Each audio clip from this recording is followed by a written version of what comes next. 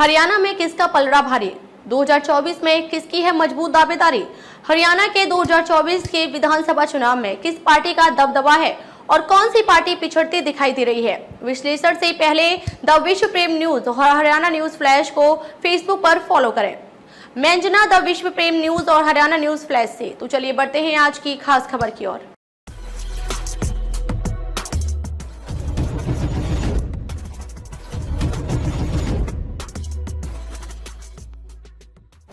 भाजपा चुनाव मैनेजमेंट से लड़ती है, कौन सा वर्ग नाराज है, उसको कैसे नुकसान और फायदा हो सकता है। 2019 का चुनाव है, लीजिए एक वर्ग भाजपा से नाराज था पर उसका वोट भी लेकर सरकार बना ली। 2019 में बीजेपी को जो जाट आंदोलन का नुकसान हुआ था उसकी भरपाई दुष्यंत सिंह चौटाला ने अपने विधायक देकर पूरी कर दी थी, क्योंकि जाट समाज ने दुष्यंत की पार्टी को विकल्प के तौर पर चुन लिया था, जिसकी वजह से बीजेपी को 10 सीटें तो सीधी ही मिली। बाकी सीटों पर भी जेजेपी के उम्मीदवारों ने कांग्रेस के उम्मीदवारों को हराने में अहम भूमिका निभाई थी और बीजेपी को फायदा पहुंचाया था। उदाहरण के तौर पर कैथल विधानसभा से रणदीप सिंह सुरजेवाला मात्र 1000 वोटों के करीब से हारे थे।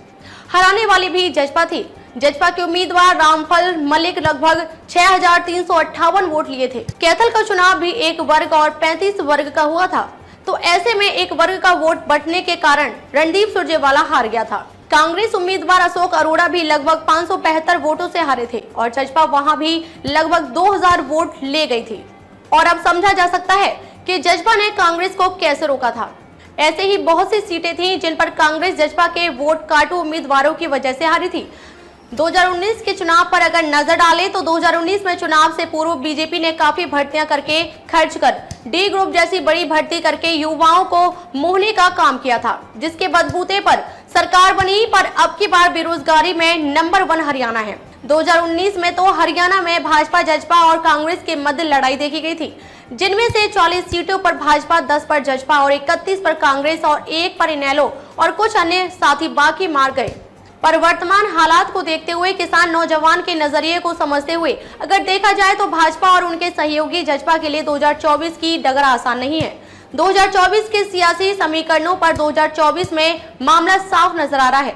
अब जनता के बीच में 2 ही विकल्प दिखाई दे रहे हैं, सत्ता पक्ष और दूसरा कांग्रेस। सत्ता में जजपा और बीजेपी दोनों विफल नजर आ रहे हैं और कांग्रेस में भी कहीं ना कहीं पहले से ज्यादा मजबूती नजर आ रही है।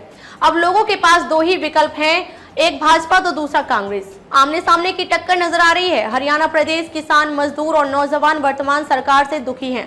किसान की स्थिति पूरे देश के सामने स्पष्ट है और मजदूर की स्थिति आप आज के हालातों से देख सकते हैं।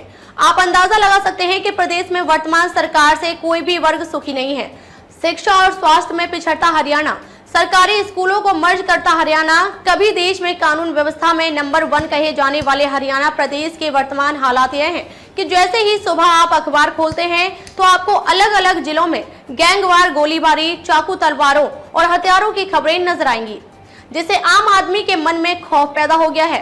प्रदेश की जनता का विश्वास सरकार से उठ रहा है और नौजवान अब नए विकल्प की तलाश में है और हरियाणा में अगर देखा जाए तो कोई और विकल्प दिखाई ही नहीं दे रहा है। हरियाणा में कांग्रेस के अलावा बीजेपी के जजपा के खिलाफ कोई और मजबूत विकल्प है ही नहीं।